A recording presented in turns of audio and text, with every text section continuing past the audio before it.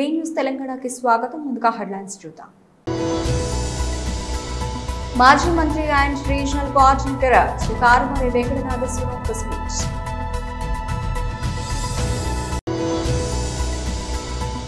రాజేంద్రనగర్ నియోజకవర్గం నుండి బీఆర్ఎస్ పార్టీలో చేరికలు.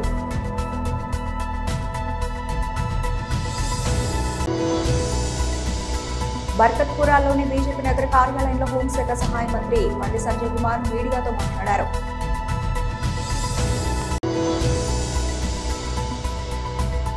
తిరుమల శ్రీవారిని దర్శించుకున్న సమంత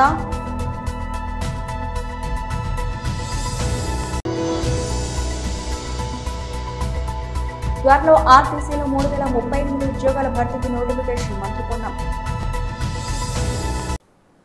మాజీ మంత్రి మరియు regional coordinator Karumuri Venkata Nageswara Rao speech. రాష్ట్ర అమరావతి పేరుతో అంతులేని దోపిడీకి తెరతీస్తూ జరుగుతున్న ఈ అన్యాయాలు మామూలుగా కాదు. నిజానికి రాజధాని అమరావతి అభివృద్ధి మా ప్రభుత్వం ఎజెండాలో కూడా ఉంది. అందుకే అక్కడ ఇల్లు కట్టించే కార్యక్రమం చేస్తే ఆ రాజధానిలో అందరూ ఉండవలసిందే కదా, అందరికీ కావాల్సిందే కదా. వారికి ఒక ఏరియాలో ఇళ్ల స్థలాలు ఇచ్చి ఇల్లు కట్టించే కార్యక్రమం చేస్తే దాని మీద కోర్టుకి వెళ్ళి ఆపేయటం జరిగింది. ఇది దుర్మార్గం కాదా అని అడుగుతున్నాను నేను. కోర్టుకు వెళ్ళి అడ్డుకున్నారు. ఈ 2014-19 కూడా వేల కోట్లు ఖర్చు చేసి పనులు ఎక్కడికక్కడ కొలుక్కి తేలేదు. తాత్కాలిక సచివాలయం, తాత్కాలిక అసెంబ్లీ దేశంలో ఎక్కడా లేని విధంగా ఖర్చు చేశారు. తాత్కాలిక అసెంబ్లీకే ఆ రోజు 14,000 అంటే 1,400 పెట్టి తాత్కాలిక వాటికి. అలాగే అసెంబ్లీ అని తాత్కాలికం. ఏంటిది తాత్కాలికం ఏంటి, స్టాండర్డ్ ఏంటి? ఇవాళ మళ్ళీ ఇప్పుడు శాశ్వత భవనాలని చెప్పి వేల కోట్లు ఖర్చు చేస్తున్నారు. వీటన్నిటి వల్ల రైతులకు కూడా మేలు జరగడం లేదు. ఏమన్నా రైతులకు మేలు జరుగుతుందా? రైతుల పాపం రోడ్లెక్కి వాళ్ళు ఏదో చేశారు, అది చేశారు, కానీ వాళ్ళ గురించి ఆలోచన ఉందా? వాళ్ళ గురించి ఆలోచిస్తున్నారా? వాళ్ళకి ఇచ్చిన ల్యాండ్ని డెవలప్మెంట్ చేసి ఇవ్వాలి కదా. వాళ్ళకి ఆ ఏరియా వాళ్ళకి ఇస్తే వాళ్ళు అమ్ముకుంటారు కదా అనే ఆలోచన కూడా లేకుండా వాళ్ళని గాలికి వదిలేశారు. వాళ్ళకి ఎప్పుడు కూడా డబ్బులు వచ్చే పనే చేయాలి, డబ్బులు వచ్చేలాగా చూసుకోవాలనే దాని మీద ఉన్నారు. ఆ రైతులని గురించి పట్టించుకోకుండా మళ్ళీ పక్కన మళ్ళీ 40,000 ఎకరాలని మళ్ళీ ఎక్వైర్ చేస్తూ ఈ రాష్ట్రంలో మేజరు విజయవాడ నగరానికి ఎన్నో రకాల పంటలు అందించే మంచి భూములను కూడా మళ్ళీ పాడు చేయడానికి మళ్ళీ రంగం సిద్ధం చేశారు. మరి ఈ భవనాలు మాత్రమే కాదు, రోడ్లు నిర్మాణ వ్యయాన్ని కూడా దారుణంగా పెంచేశారు. రోడ్ల నిర్మాణాలను కూడా దారుణంగా పెంచేశారు. టెండర్ల పారదర్శకత ప్రభుత్వ ఖజానాకు కాపాడుకోవడం కోసం గత వైఎస్ఆర్సీపీ ప్రభుత్వం రివర్స్ టెండరింగ్ విధానాన్ని తీసుకొచ్చారు. రివర్స్ టెండరింగ్ విధానాన్ని తీసుకొచ్చి జ్యుడిషియల్ తోటి ఎంక్వైరీ చేపించి ఆ టెండర్లను ఫైల్ చేసే కార్యక్రమం చేశారు. దానివల్ల మన ప్రభుత్వానికి ఎక్కడా కూడా లాస్ లేదు. రాజేంద్రనగర్ నియోజకవర్గం నుండి బీఆర్ఎస్ పార్టీలో చేరికలు. త్వరలోనే తప్పకుండా రాజేంద్రనగర్కు కాబోయే ఎమ్మెల్యే గారు సోదరుడు మా తమ్ముడు పట్లోళ్ళ కార్తిక్ రెడ్డి గారు, అదేవిధంగా వేదిక పైన సోదరి ములుగు నియోజకవర్గ ఇన్ఛార్జ్, మొన్న జరిగిన ఎన్నికల్లో పోటీ చేసి కొద్దిపాటి ఓట్ల తేడాతో అక్కడ ఓటమి పాలైన మా చెల్లెలు బడే నాగజ్యోతి గారు, వేదిక పైన ఆసీనులైన పెద్దలు అనంతరెడ్డి గారు, అదేవిధంగా సోదరి అర్చన గారు, ధర్మారెడ్డి గారు, ఇంకా DCMS అధ్యక్షులు కృష్ణారెడ్డి గారు, చందా గారు, ఈరోజు పార్టీలోకి విచ్చేస్తున్న గౌరవనీయులైన శ్రీరామ్ రెడ్డి గారు, నరోత్తం రెడ్డి గారు, వారి వెంబడ విచ్చేసిన మరి సోదరులందరూ, ఈరోజు ఈస్టర్ పండుగ సండే అంటే హైదరాబాద్లో అన్ని బంద్ ఉంటాయి, కానీ మరి సండే కూడా ప్రత్యేకంగా ఇక్కడికి విచ్చేసిన మీ అందరికీ హృదయపూర్వకంగా నమస్కారాలు తెలియజేస్తూ, ఈస్టర్ పండుగ సందర్భంగా ఈరోజు పండుగ జరుపుకుంటున్న క్రైస్తవ సోదరులందరికీ కూడా పేరు పేరున హృదయపూర్వకంగా వారికి కూడా శుభాకాంక్షలు తెలియజేస్తూ, అక్కగారు చాలా సింపుల్గా క్లుప్తంగా చాలా అద్భుతంగా ఒక విషయం చెప్పినారు. వాస్తవం ఏంటి అంటే ఇవాళ నష్టపోయింది కేసీఆర్ గారు టీఆర్ఎస్ పార్టీ కాదు. అది ఇప్పుడిప్పుడే అందరికీ అర్థమవుతా ఉంది. నిజానికి ఔటర్ రింగ్ రోడ్డు లోపల మనం ఎవరం కూడా కాంగ్రెస్ పార్టీ మోసపు వలలో పడలేదు.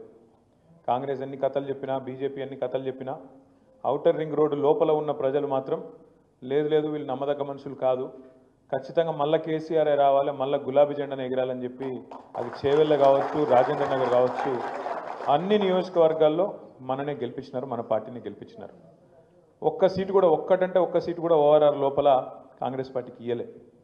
బీజేపీకి కూడా అడ్డివారి గుడి దెబ్బ అని ఒక సీట్ వచ్చింది. అది కూడా మన క్యాండిడేట్ మనం పెట్టినోడు కొద్దిగా కరెక్ట్ లేకుండా ఆఖరికి ఆగమాగం చేసిండు కాబట్టి గోషామాయలు పోయింది. కానీ లేదా బరాబర్ గోషామాయలతో సహా కాంగ్రెస్కు బీజేపీకి ఒక్క సీటు రాకుండా హైదరాబాద్ను ఏకపక్షంగా మనం స్వీప్ చేస్తుంటాం.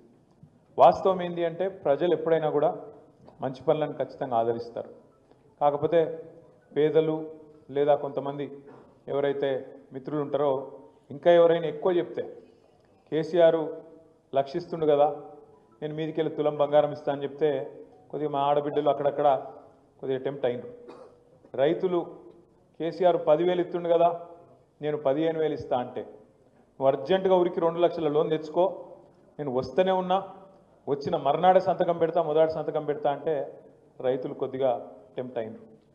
అట్లే పెద్ద మనుషులు 2,000 కాదు 4,000 ఇస్తా, కేసీఆర్ ఇంట్లో అవ్వకో తాతకో ఇస్తున్నాడు, నేను ఇద్దరికి ఇస్తా, ఇంటికి ఇద్దరికి పెన్షన్లు ఇస్తా, సోనియమ్మ చెప్పింది వచ్చే నెల నుంచి పైసలు పడుతూనే ఉంటాయి అని చెప్పి గట్టిగా చెప్తే పాపం కొంతమంది వాళ్ళు కూడా టెంప్ట్ అయినారు. అట్లాగే నేను రాగానే మొదటి సంవత్సరంలోనే 2 లక్షల ఉద్యోగాలు నింపుతా అని చెప్పగానే రాహుల్ గాంధీ వచ్చి అశోక్ నగర్ ఛాయ్ హోటల్ కాడ కూర్చొని ఛాయ్ దాక్కుంటా పోజులు కొట్టుకుంటూ చెప్పగానే మనం ఇచ్చిన 1,60,000 ఉద్యోగాలు మర్చిపోయారు, ఆయన మొదటి సంవత్సరమే 2 లక్షల ఉద్యోగాలు ఇస్తారట అని చెప్పి పిల్లలు కూడా కొంత టెంప్ట్ అయినారు. ఇట్లా ఇన్ని రకాలుగా 1-2 కాదు 420 వాగ్దానాలు చేసి, 420 అంటే మోసం అంటలేను నేను, నిజంగానే 420 వాగ్దానాలు చేసిరు. ఎస్సీ డిక్లరేషన్ కోసం మీ చేవెళ్ళ మీటింగ్ పెట్టారు, ఎస్సీ ఎస్టీ డిక్లరేషన్. ఖార్గే సాబ్ను పిలిచిరు. ఇక్కడ ఉన్నోళ్ళు చెప్తే నమ్మతలేరు, ఇక్కడున్న రేవంత్ రెడ్డిని బట్టి విక్రమార్కని ఎవరు నమ్మతలేరు, పెద్దోళ్ళని తీసుకురావాలని చెప్పి ఖార్గే సాబ్ను పాపం ఢిల్లీకి వెళ్ళి తెచ్చారు. బర్కత్పురాలోని బీజేపీ నగర కార్యాలయంలో హోంశాఖ సహాయ మంత్రి బండి సంజయ్ కుమార్ మీడియాతో మాట్లాడారు. ఎన్నికలను బహిష్కరించే ఎన్నికలకు దూరం ఉండేవాళ్ళు ప్రజాస్వామ్యవాదులు కాదు, వాళ్లకు ప్రజాస్వామ్య నమ్మకం లేనట్టే. మాకు క్యాండిడేట్ లేరు ఉంటారు, వీళ్ళకు ఎమ్మెల్సీ ఎన్నికల్లో క్యాండిడేట్ లేరు. వీళ్ళకు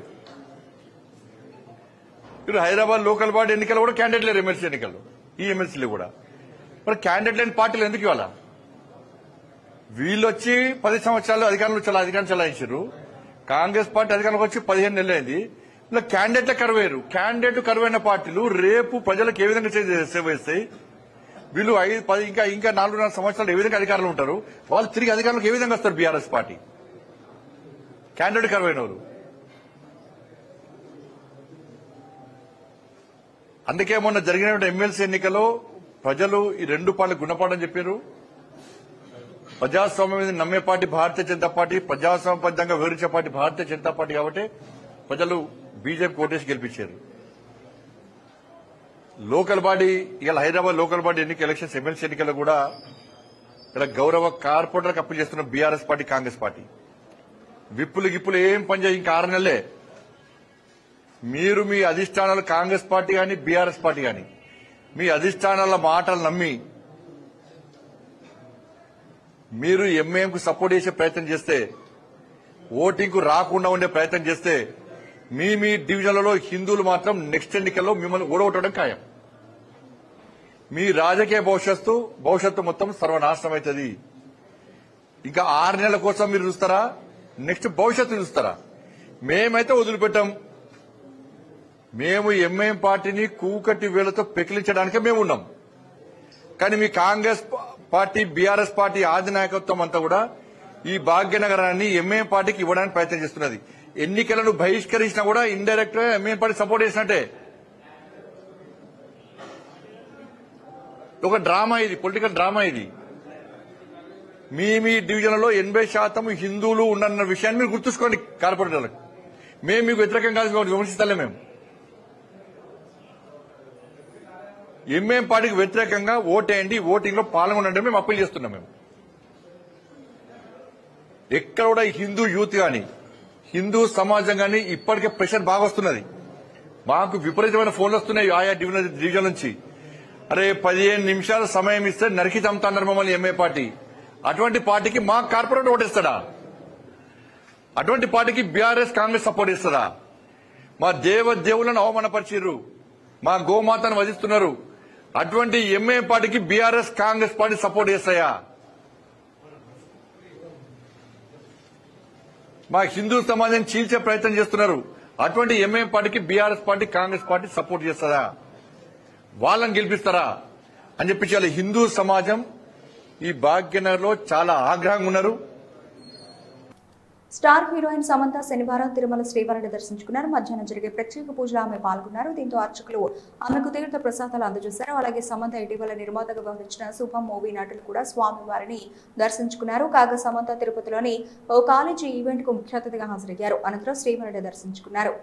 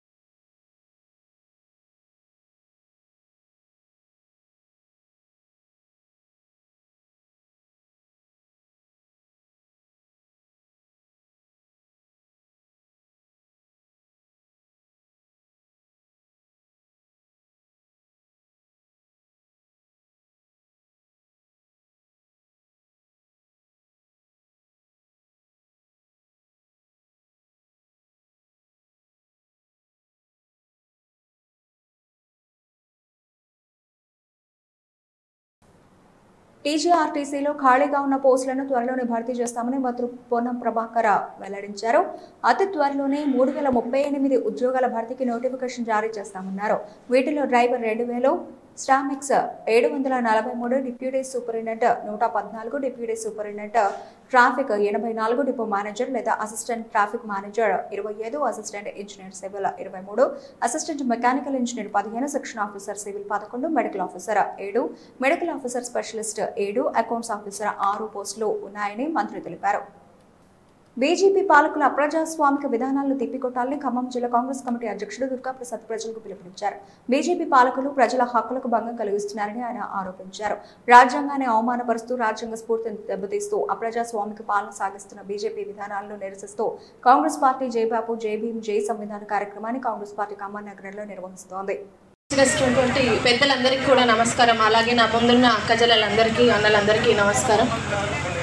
రాజ్యాంగాన్ని పరిరక్షించుకునేందుకు మనమందరం కూడా కలిసికట్టుగా పోరాడాలని, రాజ్యాంగాన్ని పరిరక్షించే నేపథ్యంలో ఈరోజు దేశవ్యాప్తంగా పార్టీలకు అతీతంగా మనము ఈరోజు ర్యాలీ నిర్వహిస్తున్నాం. గడప గడపకి కూడా మనం చూసినట్లయితే కేంద్ర హోంశాఖ మంత్రి అమిత్ షా పార్లమెంట్లో మరి అహంకార భావంతో అనుచిత వ్యాఖ్యలను చేస్తుండడం మనం చూస్తున్నాం.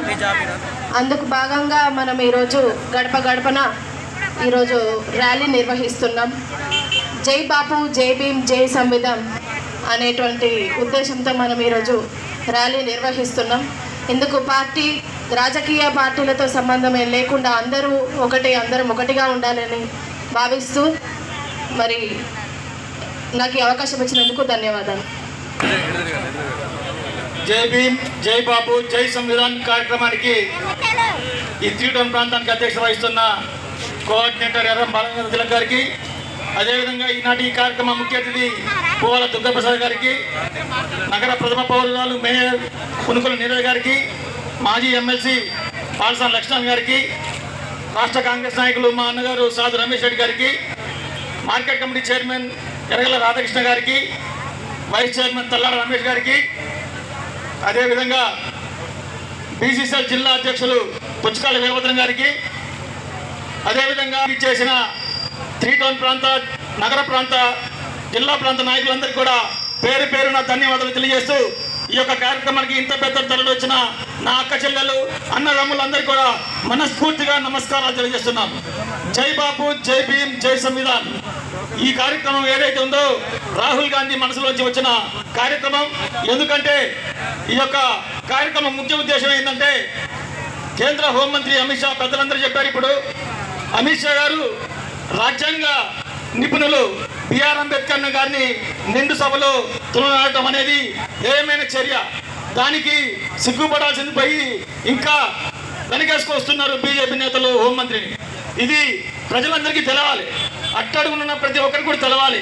ఎందుకంటే బడుగు బలహీన వర్గాల ఆశాజ్యోతి మన ఇప్పుడు అందరం కూడా మనం ఈ రిజర్వేషన్ పాటిస్తున్నామంటే, ఈ రిజర్వేషన్ పొందుతున్నామంటే ఇది కాంగ్రెస్ పార్టీ, బిఆర్ అంబేద్కర్ అందరూ మేధావులు కూర్చొని రచించిన రాజ్యాంగం పుణ్యమే అని చెప్పేసి ఈ సభాముఖంగా తెలియజేస్తున్నాను. సువిధ అనే కార్యక్రమానికి ఇచ్చేసిన మా 36, 46, డివిజన్ అందరి పేరు పేరున ధన్యవాదాలు చెప్తూ, వేదిక మీద మీరు అందరికీ ధన్యవాదాలు చెప్తూ మీ అవకాశం ఇచ్చిన అందరికీ ధన్యవాదాలు చెప్తున్నారు. అటువంటి ఖమ్మం నగరంలో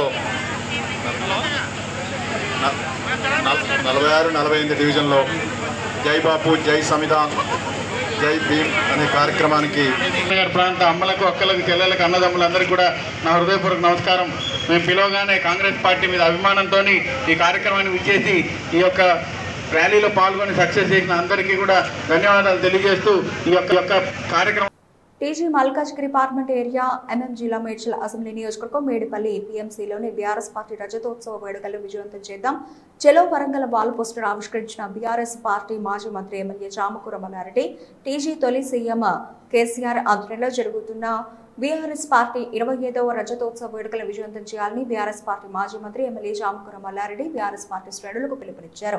ఈ నెల 27న వరంగల్లో జరగనున్న వేడుకలకు సంబంధించిన వాల్ పోస్టర్ను బీఆర్ఎస్ పార్టీ మాజీ మంత్రి MLA Chamakura Mallareddy, Malkajgiri parliament BRS party incharge Ragudi Lakshmareddy, PMC మాజీ మేయర్ జక్క వెంకటరెడ్డి కలిసి ఆవిష్కరించారు. ఈ సందర్భంగా వారు మాట్లాడుతూ 16 నెలల నుంచి కాంగ్రెస్ పార్టీ వచ్చింది, నీళ్లు బంద్ అయ్యాయి, కాంగ్రెస్ పార్టీ వచ్చింది, కరెంటు పోయింది అంటూ పేర్కొన్నారు. అదే మాదిరిగా మా సంజయ్ రెడ్డి గారు, మా మాజీ కార్పొరేటర్లు, మా స్థానిక స్థానిక నాయకులు, మా సోదరుమణులు, పత్రికా మిత్రులు, మా సీనియర్ నాయకులు, సీనియర్ కార్యకర్తలు ప్రతి ఒక్కరికి కూడా పేరు పేరున నమస్కారం. ఏది ఏమైనా ఇలా 27 తారీఖు అంటే అందరు ఎదురు చూస్తుంది. తెలంగాణ ప్రజలు, యావత్ ప్రపంచమే ఎదురు చూస్తుంది ఈ సభ ఎట్లయితుందని. ఎందుకంటే అంత ఆకర్షణ అయిపోయింది, అంత అట్రాక్షన్ అయిపోయింది 27 తారీఖు సభ. ఎందుకు? ఈ 16 నెలల కాంగ్రెస్ చేసిన పనులు మొత్తం దరిద్రం అయిపోయింది. 16 నెలలు తెలంగాణ అంతా నీళ్లు లేవు, కరెంటు లేవు, ఎక్కడ లేవు. ప్రజలకు ఏవైనా 6 గ్యారెంటీలు ఏమి లేవు. వాళ్ళు ఇచ్చినవి ఫెయిల్ అయ్యారు. కాబట్టి ఇంత ప్రజలందరూ కూడా ఏమనుకున్నారంటే వాళ్ళ మాయమాటలు విని ఒక నమ్మిండ్రు. ఇవన్నీ స్కీమ్లు 6 గ్యారెంటీలు ఇవన్నీ ఇస్తారనుకున్నారు. కానీ వాళ్ళంతా ఫెయిల్ అయ్యారు. ఫెయిల్ అయిపోయాక మళ్ళా ప్రజలలో ఒక ఉద్యమం మాదిరిగా మళ్ళా మాకు కేసీఆరే కావాలి, మళ్ళా మాకు బీఆర్ఎస్ పార్టీ కావాలి, మాకు 10 ఏళ్ళు దేశంలోనే ఒక ఆదర్శ రాష్ట్రంగా తీర్చిదిద్దిండు మా కేసీఆర్ గారు అని పెద్ద ఎత్తున కేసీఆర్ మళ్ళా రావాలని ప్రజలలో మొత్తం ఒక ఉద్యమం మాదిరిగా వచ్చేసింది. ఒక యుద్ధమేనుకో, ఒక యాగం మాదిరిగా ప్రతి ఇంట్లోకి మేము వరంగల్కి వస్తామని చెప్పి వాలంటీర్గా సొంతంగా మేమే వస్తామని చెప్పి వచ్చినారు. మీరందరూ కూడా 27 తారీఖు నాడు పెద్ద ఎత్తున మా ఎక్కడ మొత్తం మీకు మంచిగా ఏసీ బస్సులు అరేంజ్ చేస్తున్నాడు, బ్రహ్మాండంగా అన్ని ఆయన అరేంజ్ చేశాడు. బస్సులో నంబర్లు ఇచ్చేసాడు, వాలంటీర్లు ఇచ్చేసాడు. మీకు ఏ తిప్పలు కాకుండా కడుపులో పెట్టుకొని బంగారం లెక్క మీకు కొడుకులను చూసుకుంటాడు. మంచిగా ఇంత మట్టి అంటే ఇంత ఎడల ప్రకాశం జిల్లా కనిగిరిలోని అమరావతి టీడీపీ గ్రౌండ్స్ నందు ఆంధ్రప్రదేశ్ ముఖ్యమంత్రి నారా చంద్రబాబు నాయుడు పుట్టినరోజు వేడుకలు ఘనంగా జరిపారు. కనిగిరి ఎమ్మెల్యే డాక్టర్ ఉగ్ర నరసింహారెడ్డి చంద్రబాబు నాయుడు 75వ పుట్టినరోజు వేడుకలు భారీ కేక్ కటింగ్ తో శుభాకాంక్షలు తెలిపారు. ఈ కార్యక్రమంలో కనిగిరి తెలుగుదేశం పార్టీ నాయకులు కార్యకర్తలు భారీ సంఖ్యలో పాల్గొన్నారు. కార్యక్రమంలో చిన్న నాయకులు నాగరాజు పాల్గొన్నారు. టీడీపీ అమరావతి గ్రౌండ్స్ లో కంటి ఆపరేషన్కు వచ్చినటువంటి వృద్ధులతో కలిసి ఈ వేడుకలను డాక్టర్ ఉగ్ర నరసింహారెడ్డి ప్రారంభించారు. కనిగిరి ప్రభుత్వ ఆసుపత్రిలో ఎమ్మెల్యే రోగులకు పాలు, పండ్లు, బ్రెడ్లు పంచిపెట్టారు.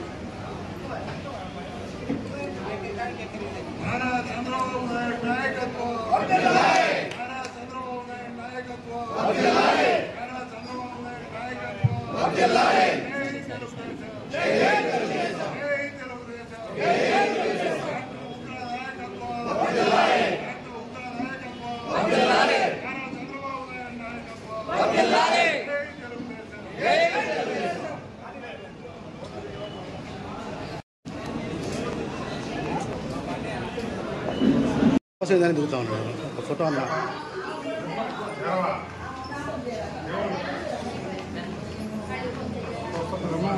దేనికి అందరూ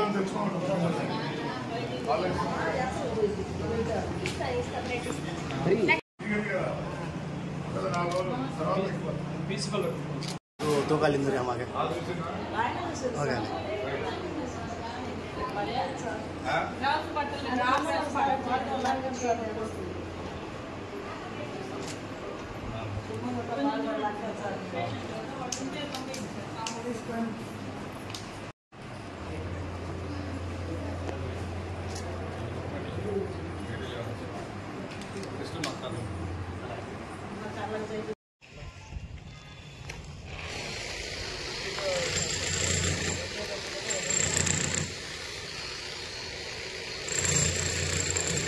బులెటిన్ ముగించే ముందు హెడ్లైన్స్ మరోసారి.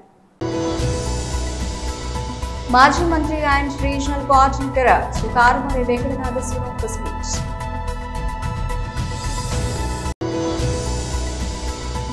రాజేంద్రనగర్ నియోజకవర్గం నుండి బీఆర్ఎస్ పార్టీలో చేరికలు.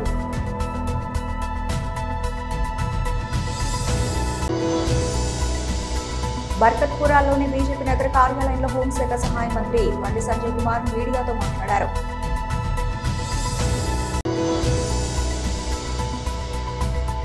తిరుమల శ్రీవారిని దర్శించుకున్న సమంత.